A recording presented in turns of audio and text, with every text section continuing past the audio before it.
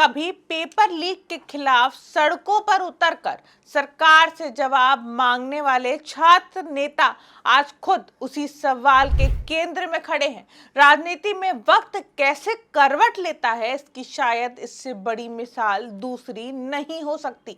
आज जब देश में पेपर लीक को लेकर छात्रों का गुस्सा सड़कों पर दिखाई दे रहा है और शिक्षा मंत्री धर्मेंद्र प्रधान से इस्तीफा की मांग उठ रही है, तब 1997 का वह आंदोलन एक बार फिर चर्चा में है, जिसमें धर्मेंद्र प्रधान को छात्र राजनीति का बड़ा चेहरा बना दिया गया था।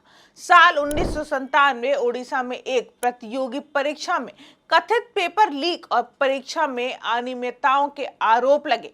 छात्रों में भारी आक्रोश फैल गया। उस समय युवा धर्मेंद्र प्रधान अखिल भारतीय विद्यार्थी परिषद यानी एबीवीपी के सक्रिय छात्र नेता थे। उन्होंने हजारों छात्रों के साथ आंदोलन का नेतृत्व किया।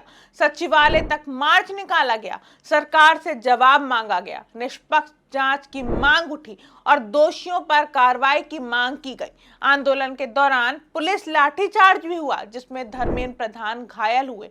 यही आंदोलन उनके राजनीतिक जीवन का टर्निंग पॉइंट माना जाता है। उस दिन एक छात्र नेता व्यवस्था से सवाल पूछ रहा था कि आखिर छात्रों के भविष्य के साथ खिलवाड़ क्यों हो रहा है। करीब 3 दशक बाद तस्वीर पूरी तरह बदल चुकी है। वहीं धर्मेंद्र प्रधान अब देश के शिक्षा मंत्री हैं, लेकिन सवाल वही है, बस पूछने वाले बदल गए।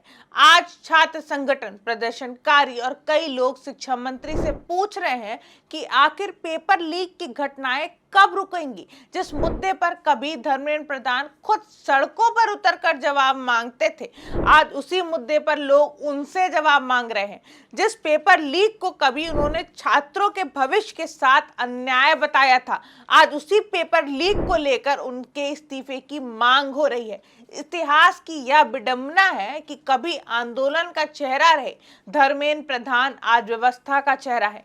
कभी वे सरकार से सवाल पूछते थे, आज सवाल उनके सामने खड़े हैं।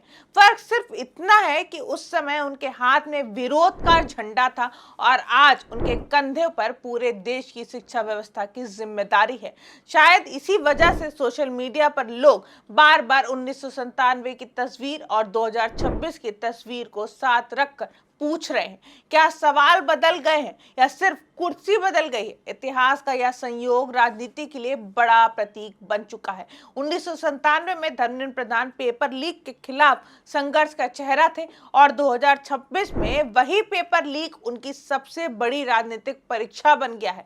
अब यह परीक्षा सिर्फ छात्रों की ही नहीं, बल्कि उस व्यवस्था की भी है जिसकी जिम्मेदारी आज उन्होंने अपने हाथों में ली है।